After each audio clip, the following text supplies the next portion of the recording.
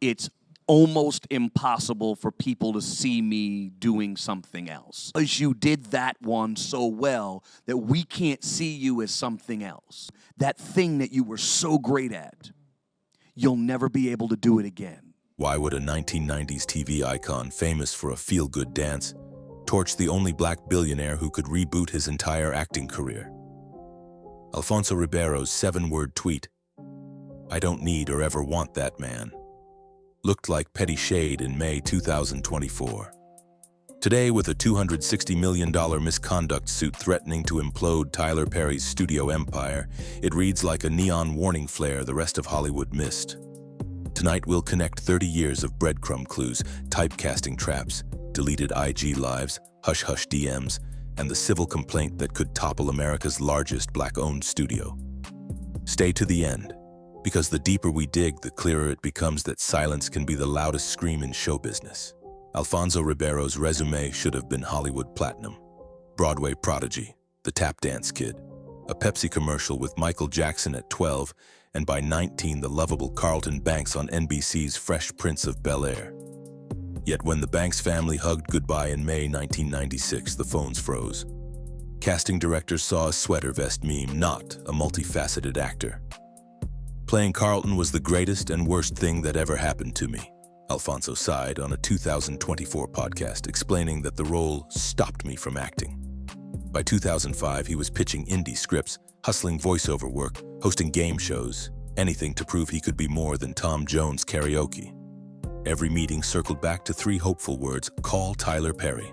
Perry's ascent is folk legend, trauma-scarred kid, diary therapy, Chitlin circuit plays, $50 million sleeper hit, Diary of a Mad Black Woman, 330-acre Atlanta studio built on former Confederate land, larger than Disney's Burbank lot. By 2025, Forbes pegs him at $1.4 billion. His unique selling point? Total control. Perry writes, directs, produces, edits, and handpicks every cast on warp speed, shooting a full TV season in the time network dramas spend on table reads.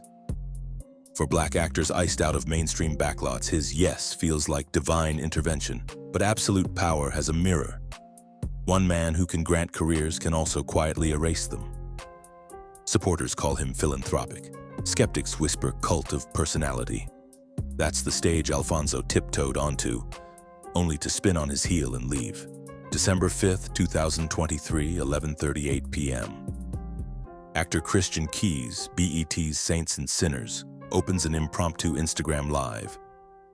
Voice shaky, he describes a billion-dollar Hollywood mogul who invited him to an Atlanta mansion. Offering me $100,000 to take my clothes off.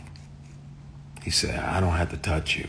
I just want to see you naked." Pumped him full of Hennessy, then offered $100,000 just to watch me strip. Never names Perry, but drops clues.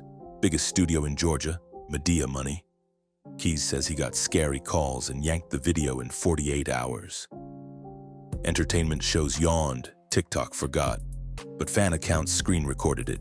18 months later, the same video rockets to 3 million views in a weekend after a lawsuit drops that sounds eerily identical.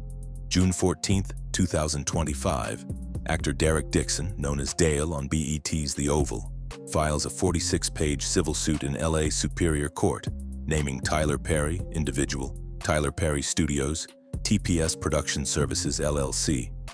He's asking for $260 million for harassment, battery, emotional distress, and retaliation.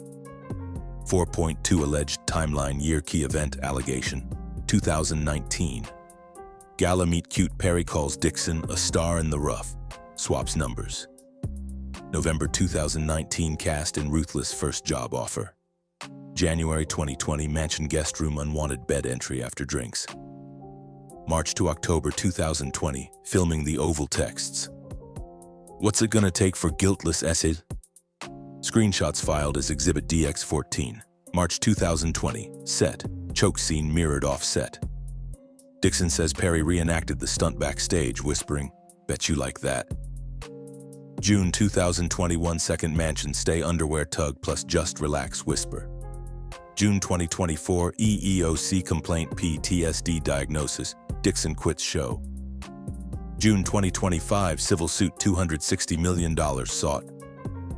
4.3 receipts and rebuttals attached screenshots allegedly show Perry writing, "No straight man cooks dinner for you unless he wants to do things with you. And Carl will ignore me and your character dies." Perry's attorney, Matthew Boyd, fires back, "A cash grab scam." Legal pundits note, if a jury believes Perry dangled job security for intercourse that's quid pro quo harassment, the costliest flavor of workplace misconduct. But long before court filings, Alfonso had already ducked out. Why? IB, May 28, 2024. Random fan tweets, "Tyler Perry cameo for Carlton would be TV gold." Alfonso, quote, tweets, "I don't need or ever want that man to do anything for me." Twitter, now X, explodes, 14,000 likes, think pieces galore. Scroll deeper, December 2023 IG story. Black screen, white font. Sometimes the audition is the trap. It auto-deletes in 24 hours, but Stan accounts archive it. Industry murmurs claim Alfonso twice declined cameo invites for House of Pain and a screen test for The Oval. A former agent, off-record, shares, "He couldn't get comfortable, too many private dinners, 0 standard casting calls." Instead, he leaned into brand-safe gigs, America's Funniest Videos, Dancing with the Stars. Choices that now look less like comfort zones and more like booby trap avoidance. Hook. Was Alfonso paranoid, petty, or prophetic? Bet issues a 2-sentence press note. "We respect the judicial process." Advertisers mumble contingency plans. X erupts into trench warfare.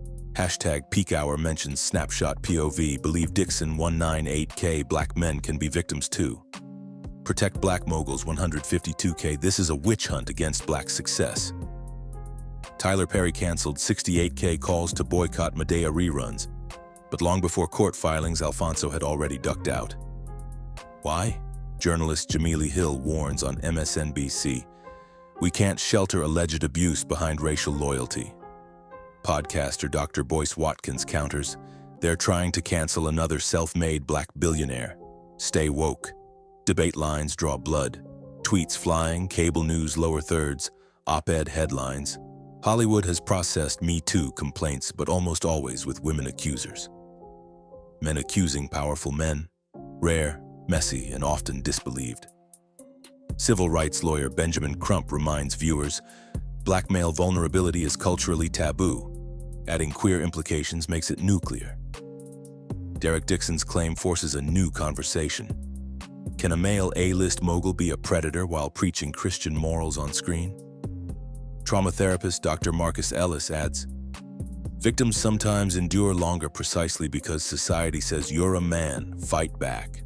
Harvey Weinstein's on-record accusations started with one actress, Rose McGowan. Within months, dozens joined. Sociologists dub it the contagion curve. Once accusations seem survivable, others surface. Reporters have already reached out to 3 former Oval cast members. 2 offered no comment. 1 texted, "I'm processing." Media lawyers predict if a second affidavit lands, Perry's insurer will push for quick settlement. If 3 or more, expect class action chatter. But even one unproven accusation could still nuke a film economy. Georgia's tax credit turned Atlanta into the Hollywood of the South. Marvel, Netflix, HBO, all camped at Trilith or Pinewood. Perry employs thousands at TPS. If his reputation tanks, productions could flee, slicing into Georgia's $4 billion film economy. A studio grip tweets, "If TPS slows, I lose my health insurance." Politicos fret, losing Perry's 12 sound stages means losing 89 local vendors per show. The pressure to bury, settle, or spin is immense on all sides. Why didn't Alfonso drop receipts? Therapist Dr. Ellis explains avoidant survival. Some near-miss victims choose distance over disclosure. Speaking out risks retaliation, blacklisting, or mental relapse. Alfonso's toolkit, brand pivot, host family shows. Social cryptic, vent without defamation, geographic dodge. Stay LA-based, skip Atlanta. Christian Keys tried partial disclosure. Got scary calls, retreated. Derek Dixon pursued legal remedy after PTSD diagnosis and lost wages. 3 men, 3 survival paths. Survival. No criminal charges, yet. LA County DA says they monitor civil filings.